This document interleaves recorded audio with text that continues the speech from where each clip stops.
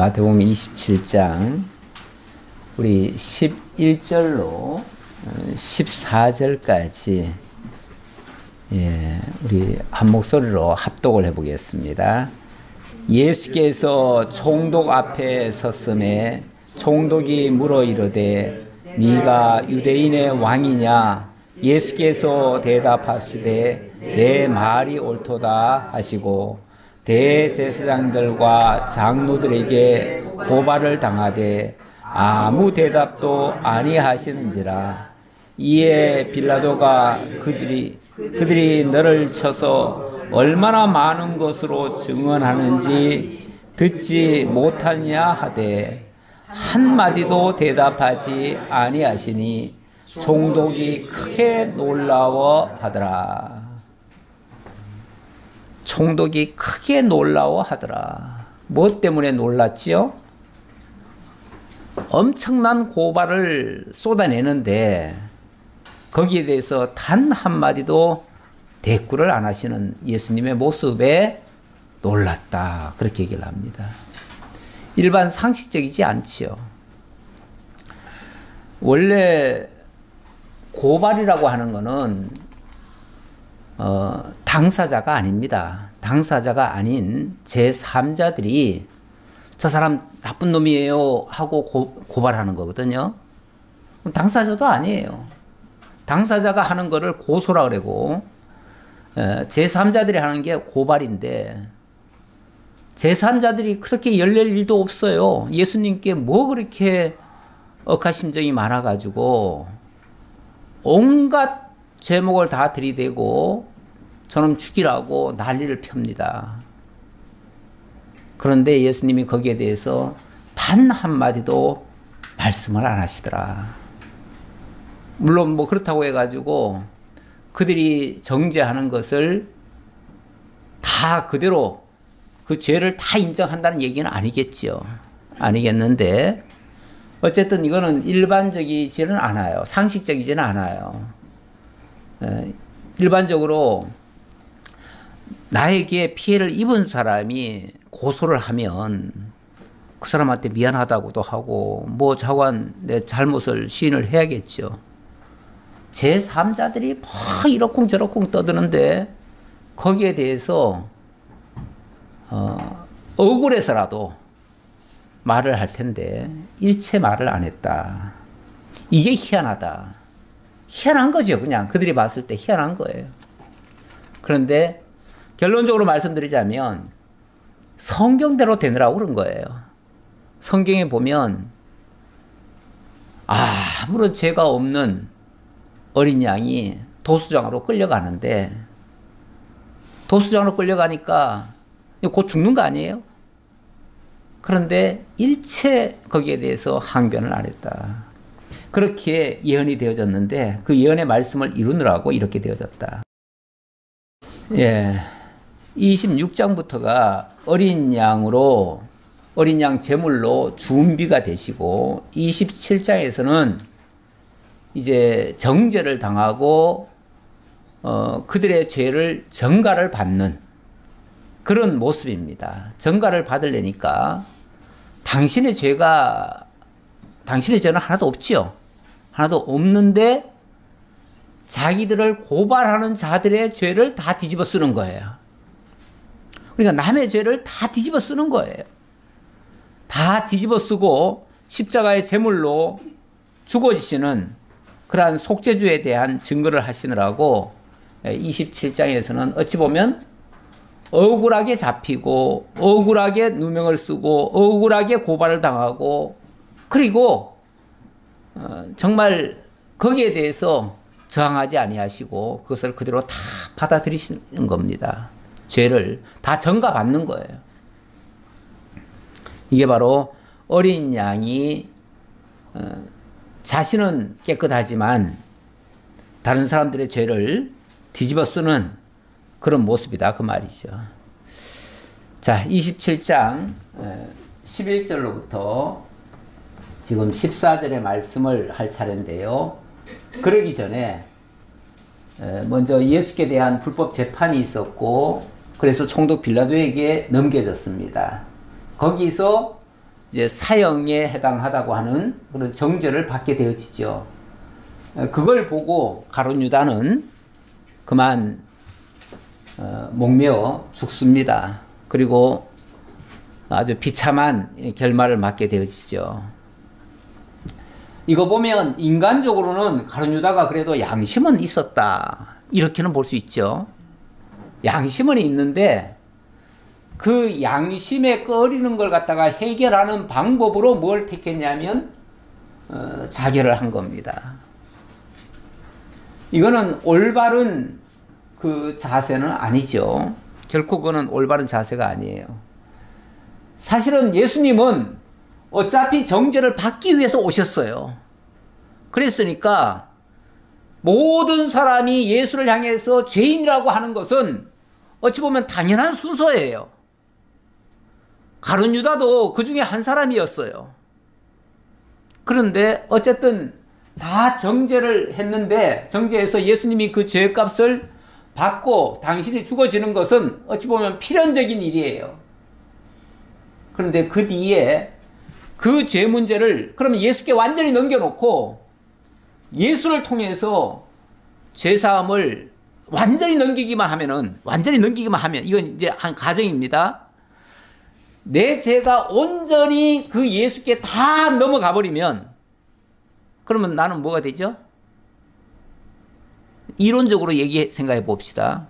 그럼 내 죄는 넘어간 거죠. 그리고 그 죄물이 죽어지면 내 죄가 사함 받는 거죠. 자, 이건 이론적으로 얘기하는 거예요. 그런데 가룟 유다는 그게 양심이 찔려가지고 어떻게 했어요? 자기가 자결을 해버렸어요. 그러면은 죄를 전가해서 예수가 내 죄 대신 죽어줘야 되는데 자기가 자기 죄값을 가지고 자기가 죽어버렸어요. 그 말은 바꾸어 말하면 당신이 내 죄를 짊어지는 걸 나는 원치 않소, 이 말과도 같은 얘기예요. 결국은 자기가 정죄를 했지만은 자기 죄를 예수께 온전히 넘긴 것이 아니라 자기가 짊어지고 자기가 죽어버렸어요. 그럼 결과적으로는 가룟 유다는 자기의 죄를 예수께 넘기질 못한 거예요. 근데 원래 이 대속의 원리에 의하면 죄인은 자기 죄를 제물에 넘겨야 돼요. 그래야 자기가 구속함을 받아요. 그리고 자기가 의로운 자에게 자기 죄값을 넘겼으니 얼마나 미안해요. 얼마나 죄송해요. 그리고 그분에 의해서 내가 죄사함을 받았으니 얼마나 큰 은혜예요. 이 큰 은혜에 평생 빚을지고 정말 감사한 마음으로 그 은혜에 보답하는 삶으로 남은 여생 살면 될 거 아니에요. 그런데 그만 죽어버렸어요.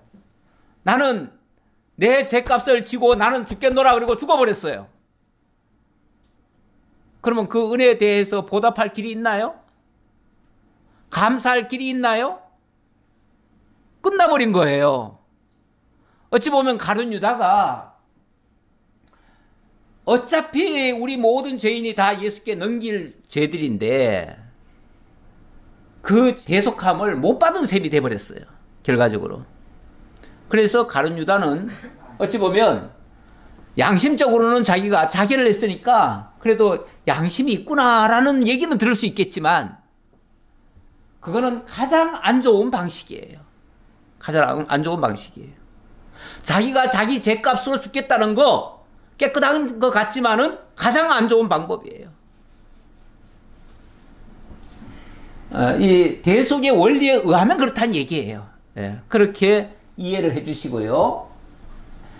결국은 예수는 대적의 고발에 의해서 한마디도 대답은 안 하셨지만 내가 너희 죄값을 받으러 왔으니까 나는 당연히 받겠다. 그러시고 백성의 요구대로 정죄를 받고 죽음에 넘겨집니다. 자, 결국은 대속의 제물이 되어진다 그 말이죠. 자, 이제 본문 다시 한번 확인해 보면요. 예수께서 총독 앞에 섰음에 총독이 물어 이르되 네가 유대인의 왕이냐? 예수께서 대답하시되 네 말이 옳도다. 막 고발하는 데 대해서는 한마디도 대답을 안 하셨지만은 네가 유대인의 왕이냐라고 했을 때 거기에 대해서는 예수님이 한마디 말씀하셨네요. 내 말이 옳도다. 네 말이 옳도다. 그런데 그 다음 대제사장들과 장로들에게 고발을 당하되 아무 대답도 아니하시는지라. 아마도 내 말이 옳도다 하니까 그들이 더 열받아 가지고 자기가 유대인의 왕이라고 얘기를 하니까 더 열받아 가지고 그래서 소리를 막 지르면서 신성모독이다 뭐다 그러면서 막 고발을 한 것 같아요. 그래서 더 정죄를 하고 난리를 편 것 같은데, 그런데 거기에 대해서는 일체 대답을 안 하셨다. 그랬더니 빌라도가 이상하게 여겨가지고 아니 저렇게 막 말도 안 되는 소리, 자기가 봐도 말도 안 되는 소리지만은 막 그렇게 퍼부어대니까 이에 빌라도가 그들이 너를 쳐서 얼마나 많은 것으로 증언하는지 듣지 못하느냐? 너 지금 안 들리냐? 지금 저렇게 고발하는 소리가 안 들리냐? 우리가 남이 억울한 소리 하면 못 참지요. 못 참아요.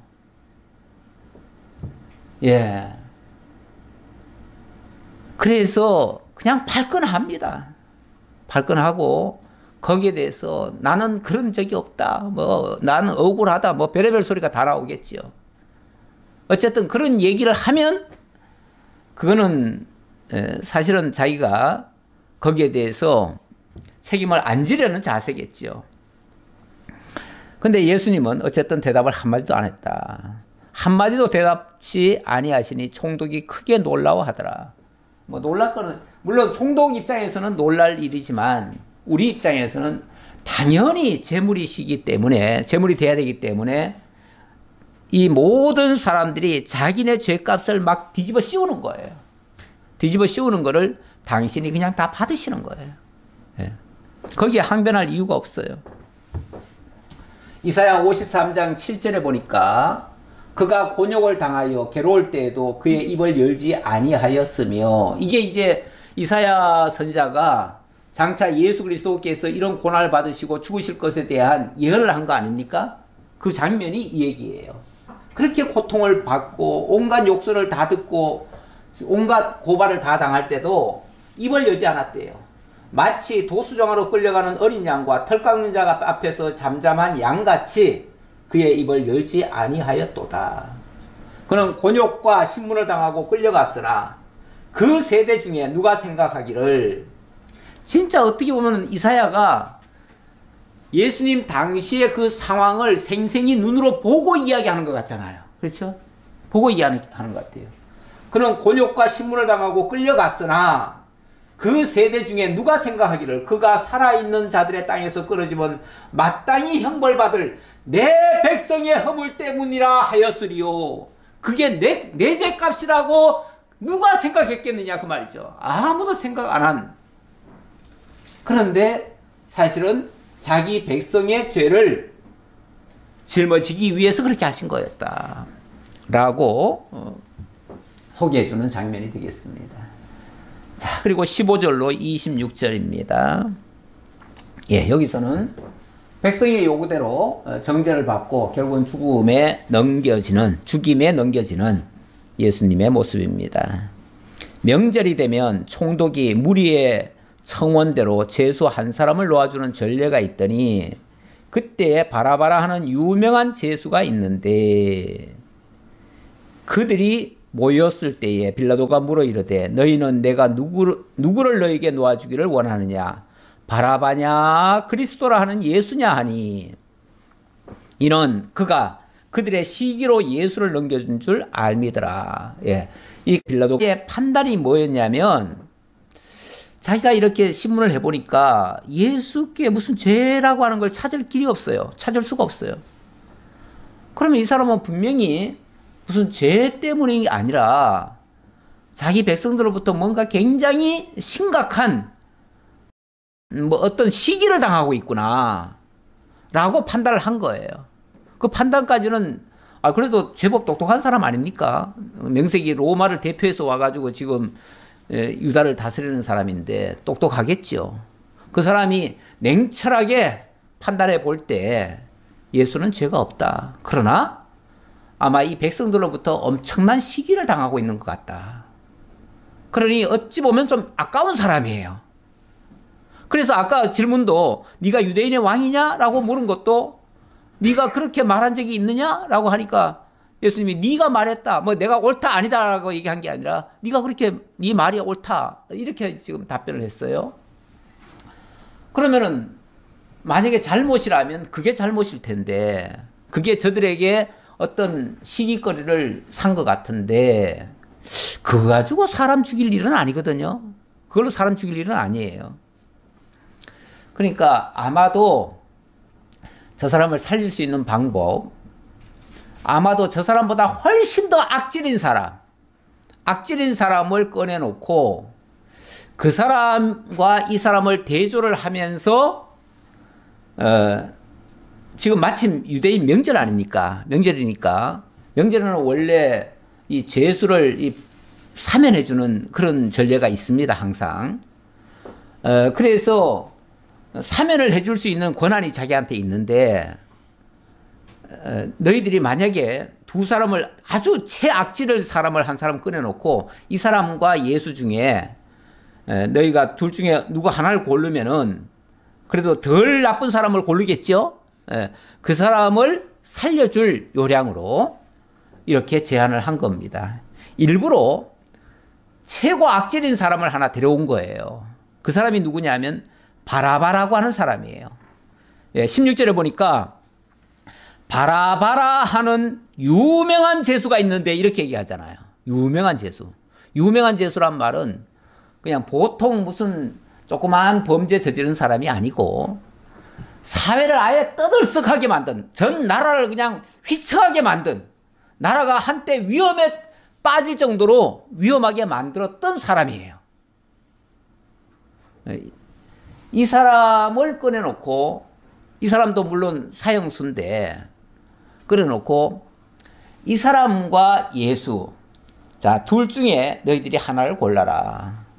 그러면은 아마도 물론 예수가 믿기는 하겠지만 설마 이렇게 악질인 바라바를 택하겠느냐, 이런 이제 판단을 한 것 같아요. 그래서 둘 중에 하나 너희들이 원한다면 이번 기회에 내가 방면을 주겠다. 그래서 어떻게 해서든지 예수께 어떤 기회를 주려고 그렇게 한 거예요. 했는데 착각이죠. 자기 계산 착오죠. 계산 착오예요. 예. 근데 여기 17절에 보니까 주기를 원하느냐 바라바냐라는 말이 나오고 거기에 각주가 하나 써 있어요. 각주. 그거 한번 자세히 보세요. 각주 보시면 뭐라고 돼 있어요? 예, 어떤 사본에는 바라바라 하는 예수냐 이렇게 말해요. 그러면 이 사람의 이름이 뭐라는 얘기예요? 이 사람도 이름이 예수예요. 이 사람도 이름이 예수고, 그래서 그 다음 말이 어떻게 나오냐면 이 두 사람 중에 너희가 원하는 사람이 어떤 사람이냐, 바라바라 하는 예수냐 아니면 그리스도라 하는 예수냐, 이렇게 질문한 거예요. 똑같은 예수를 둘을 데려다 놓은 거예요. 여러분, 예수라는 이름은요, 예수라는 이름은 흔한 이름입니다. 사실은 우리가 예수 믿으면 구원받는다 그러잖아요. 근데 이스라엘에는 예수라는 이름이 흔해 터졌어요.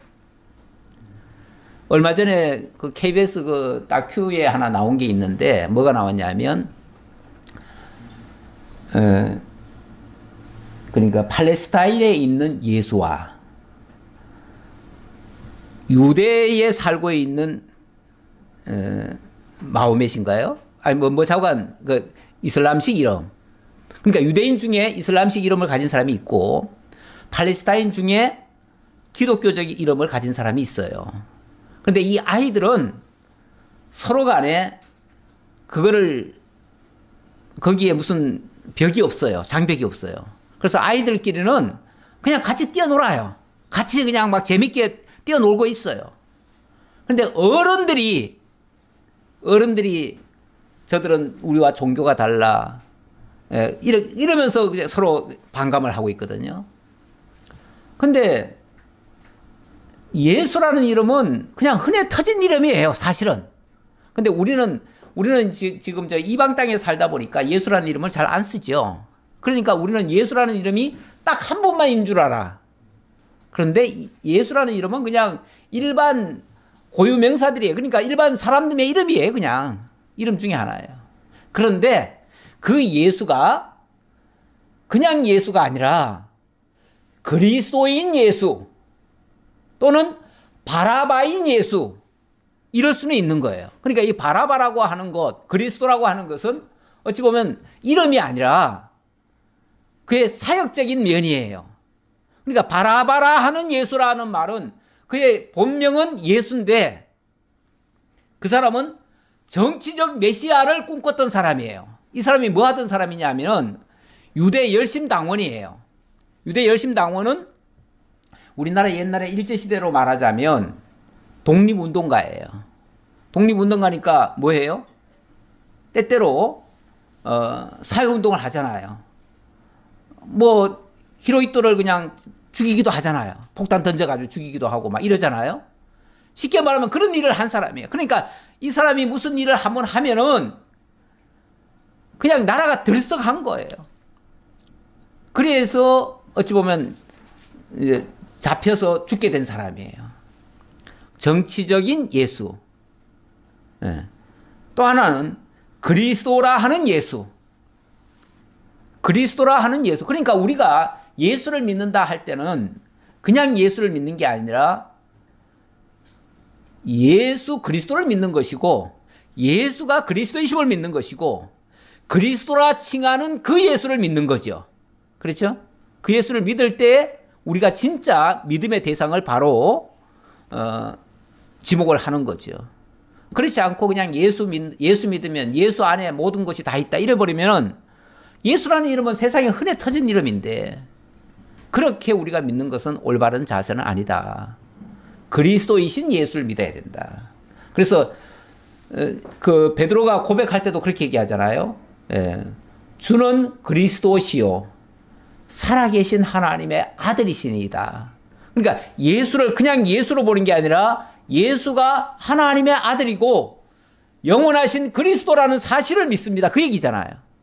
그게 올바른 신앙 고백인 거죠. 우리는 그래서 그냥 예수를 믿는 게 아니라 예수가 그리스도이심을 믿고 그리스도이신 예수를 믿는 거죠. 예. 그런데 어쨌든 똑같은 이름, 일부러 똑같은 예수를 갖다 데려다 놓은 것 같아요. 예. 데려다 놓고 이 예수를 원할래, 이 예수를 원할래. 그랬더니 사람들은 우리는 바라바 예수를 원합니다. 바라바 예수를 원합니다. 아니 이렇게 나라를 그냥 완전히 망칠 뻔한 사람을 너희들이 원한다고? 뭐 어떻게 해요? 자기가 약속을 그렇게 했으니까. 결국은 바라바는 내어주고 예수를 죽음에 넘겨지는 거죠. 결국은 바라바라고 하는 사람이 결국은 모든 백성들이 택한 사람 아닙니까? 모든 사람이 정말 어찌 보면 민족적으로 저지른 죄에 결국은 함께 한 사람입니다. 그 똑같은 죄인 아닙니까? 그걸 택한 사람도 같은 죄인이에요. 결국은 바라바의 죄가 사형이거든요. 원래 사형이에요. 예수의 죄는 원래 사형까지 갈 만한 죄는 아니에요. 사형까지 갈 만한 죄가 아니에요. 그런데 바라바의 죄를 뒤집어 쓰니까 사형수가 돼버리는 거죠. 그렇게 해서 이는 그가 그들의 시기로 예수를 넘겨준 줄 알미더라. 총독이 재판석에 앉았을 때에 그의 아내가 사람을 보내어 이르되 저 오른 사람에게 아무 상관도 하지 마옵소서. 오늘 꿈에 내가 그 사람으로 인하여 애를 많이 태웠나이다 하더라. 그런데 재판 나오기 직전인지 재판석에 앉았을 때 그때 바로 얘기한 건지는 모르겠으나 그의 아내가 한마디를 보태네요. 제가 어젯밤에 정말 밤새도록 잠을 못 잤습니다. 잠을 못 잤는데, 예, 그 꿈 속에 바로 저 사람으로 인해 가지고 저 사람이 죄인이 아니고 의인이라는 거예요. 그런데 꿈속에 예수가 나왔다는 거예요. 그래가지고 그가 의인인데 그를 죽이면 큰일 난다고 꿈속에서 아마 그랬던가 봐요. 그래서 밤새도록 그것 때문에 뒤척였는데 지금 보니까 그 사람이 지금 저기 있습니다. 저 사람을 절대 죽이면 안 됩니다. 저 사람 일에 아예 상관을 하시면 안 됩니다. 상관을 하면 안 됩니다. 그 일에 연루가 되면은 당신도 큰 죄에 빠지게 될 겁니다. 그러면서 아예 그 일에 상관도 하지 마십시오. 어떻게 해서든지 거기서 빠지십시오. 그랬나 봐요. 그러니까 아마도 이 총독이 머뭇머뭇했겠지요. 머뭇머뭇하니까 대제사장과 장로들이 무리를 권하여 바라바를 달라 하게 하고 예수를 죽이자 하게 하였더니 뭐 가만 내버려 두지를 않는 거죠. 가만 내버려 두지 않고 빨리 죽이지 않고 왜 빨리 결정 안 하느냐 그러면서 이렇게 촉구를 하는 거죠. 총독이 대답하여 이르되 둘 중에 누구를 너에게 놓아주기를 원하느냐 이르되 바라바로소이다. 아마 이게 한 번 물은 게 아니라 몇 번을 물은 것 같아요. 다시 한 번 묻겠다. 누구냐? 바라바라 하는 예수냐? 정말 그리스도라 일컫는 예수냐? 만약에 그리스도라 하는 예수를 진짜 그가 그리스도라면은 큰일 나잖아요. 진짜 그리스도를 만약에 자기 손으로 죽게 했다? 정말 큰일 날 짓이죠. 그러니까 또 묻고 한 것 같아요. 예. 예, 제가 아까 그 바라바에 대한 소개를 여기다 이렇게 좀 적어놨는데요. 이게 마가복음에 보면 똑같은 내용이 이 사람이 누군지를 소개하는 장면이 나와요. 예, 그래서 제가 이 얘기한 거예요. 예, 명절이 되면 백성이 요구하는 거는 똑같은 얘기고요. 밀란을 꾸미고 그 밀란 중에 살인하고 체포된 자 중에 바라바라 하는 자가 있는지라 이렇게 나오잖아요.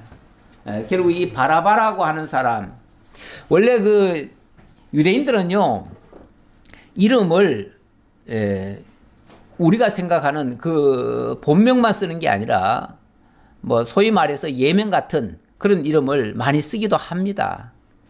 우리는 베드로 그러지만은 사실은 베드로는 이름이 아니에요. 베드로는 이름이 아니에요. 원래 베드로의 이름은 시몬이에요. 시몬. 그래서 시몬아 그렇게 부르잖아요. 예수님이 시몬아 사탄이 너를 무너뜨리려고 밀가부르도 타고 있구나. 그러면서 시몬을 불러요. 그러면서 그 시몬이 이제 고백을 했죠. 주는 그리스도시요 살아계신 하나님의 아들이십니다. 이 말을 했을 때 예수님이 다시 그의 이름을 지어준 거예요. 쉽게 말하면 예명을 준 거예요. 너는 베드로라. 너는 이제부터 내가 너를 베드로라 부르겠다. 그러면서 이 반석 위에 내 교회를 세우겠다. 그러니까 네가 하나님의 교회 세우는 일에 네가 기둥 같은 역할을 할 것이다. 그 얘기죠. 그런 의미에서 베드로라고 이름이 붙여졌고 그 뒤부터는 사람들이 베드로라고 얘기하지만 실제 이름은 시몬이에요. 마찬가지예요. 여기 바라바라고 하는 이름도 원래 바라바가 아니라 그 사람이 나라를 떠들썩하게 만들고 밀란을 그러니까 백성들을 선동해가지고 완전히 이렇게 한 사람이기 때문에 그래서 바라바라고 하는 이런 이름을 가진 거예요. 근데 실제 이름은 예수였다 그 말이죠. 자, 그런 얘기고 이거는 뭐 그런 일이 있었다는 거 사도행전에도 그런 비슷한 일이 있어가지고 그 사례를 하나 가져왔었고요. 자, 그렇단 얘기입니다. 빌라도가 이르되 그러면 그리스도라 하는 예수를 내가 어떻게 하랴? 그리스도라 하는 예수를 내가 어떻게 하랴? 그냥 단순히 예수라고 하지 않고 그냥 예수라고 만약에 거기에 예수라는 한 사람만 있었으면 아마 그냥 예수 어떻게 하랴? 이렇게 물었을 거예요. 근데 거기에 사실은 예수가 둘이잖아요.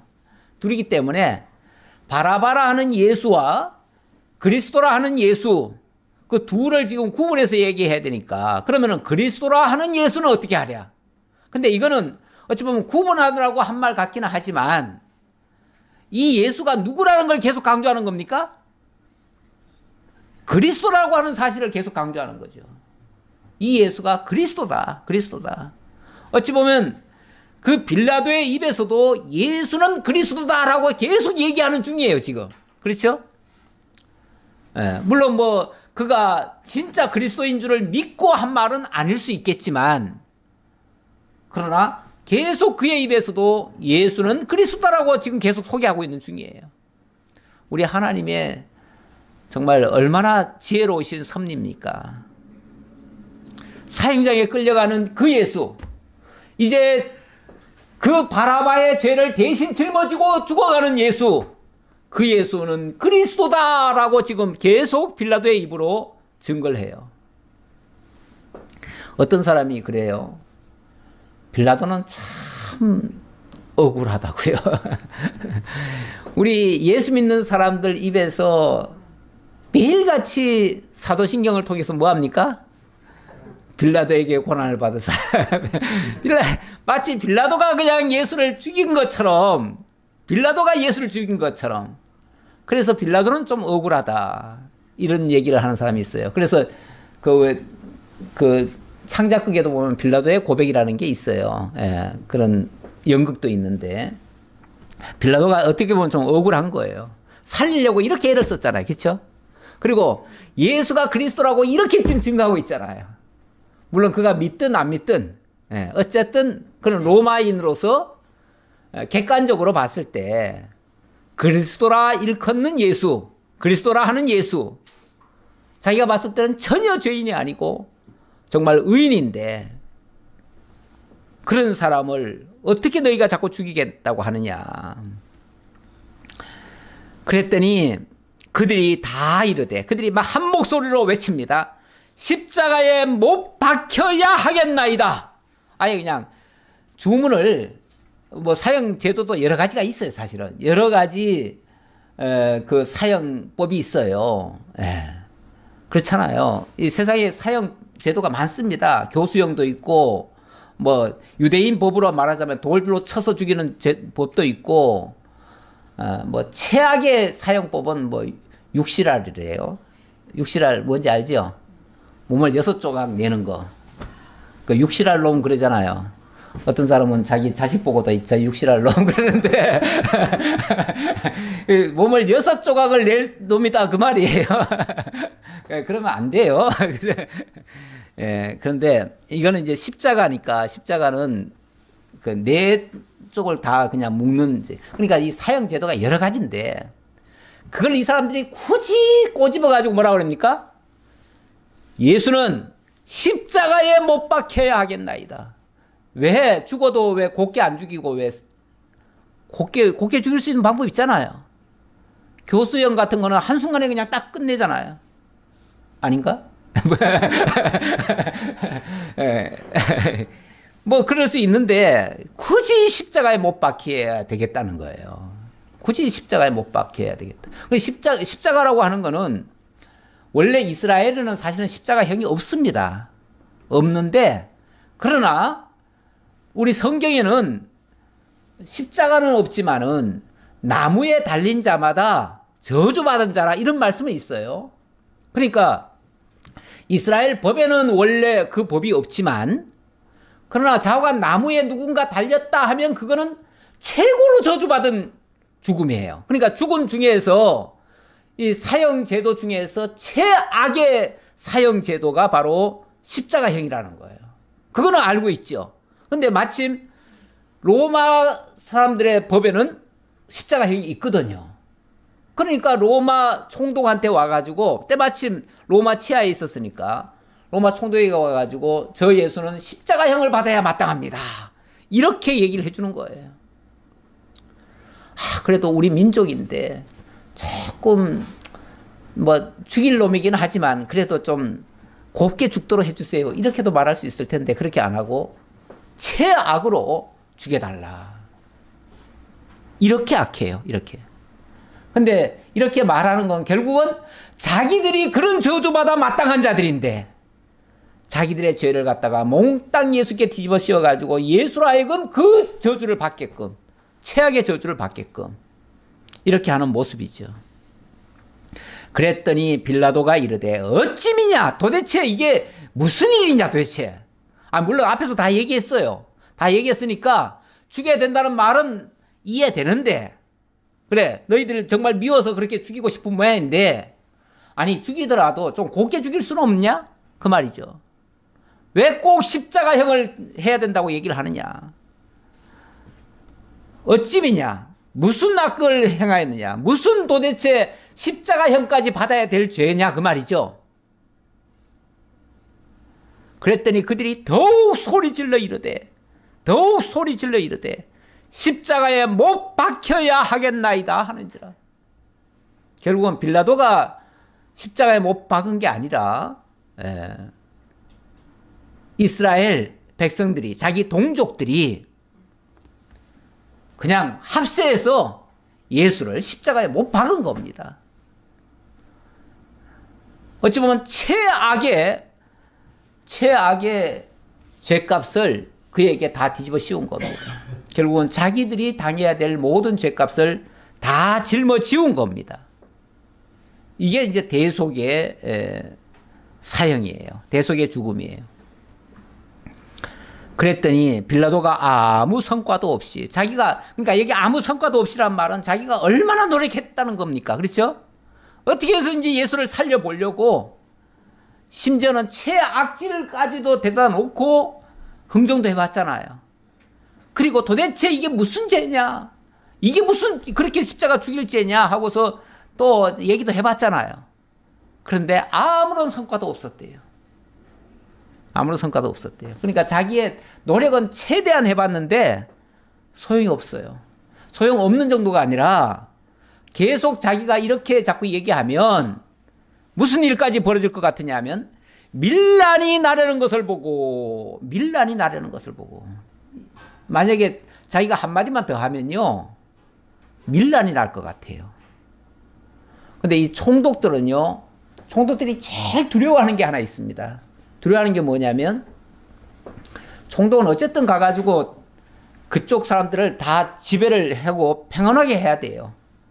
거기서 만약에 동요가 일어나고 밀란이 일어나면요, 밀란이라고 하는 게 일종의 오늘날로 말하면 물론 데모 같은 거지만은 그보다 훨씬 더 가격할 수 있죠. 그래가지고 만약에 정권에 좀 위태로운 일이 발생하면 이건 로마 정부에서 바로 해직을 해버립니다. 그 사람 생명 끝나는 거예요. 총독의 자격을 박탈해버려요. 그러니까 총독이 제일 무서워하는 게 밀란 나는 겁니다. 자기 치하에서는 어떤 경우에도 밀란을 용납할 수가 없습니다. 그래서 밀란이 나려고 하면 자기가 무릎을 꿇어야지 뭐 어떻게 해요. 자기가 그래서 밀란이 나려는 것을 보고 물을 가져다가 무리 앞에서 손을 씻으며 이르되, 이 사람의 피에 대하여 나는 무죄하니 너희가 당하라. 어찌 보면 나는 이 사람의 무죄를 얘기를 했고, 이 사람은 죄가 없다라고 얘기를 했고, 그리고 이 사람은 내가 살려주겠다고도 얘기를 했고, 자기가 할 수 있는 모든 건 다 했다. 그러니까 나는 이 사람의 죄에 대해서 나는 무죄라고 얘기했기 때문에 나는 이 죄값을 받지 않겠다. 그러니 너희가 당하라.